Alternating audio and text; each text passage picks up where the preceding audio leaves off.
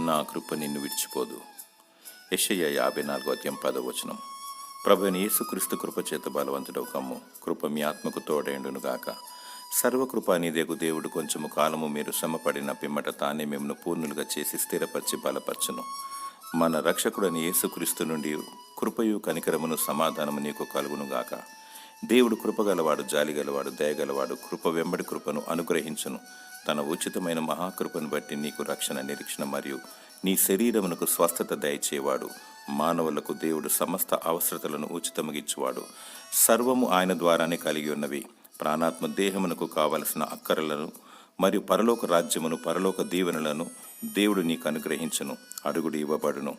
మొదట ఆయన నీతిని, రాజ్యమును వెదకాలి, అప్పుడు అవన్నీ నీకు అనుగ్రహించబడును. దేవుని కృప నిన్ను విడిచిపోదు. దేవుని స్తుతించు. దేవుడు తన కృపచేత నిన్ను దీవించునుగాక. ఆమెన్.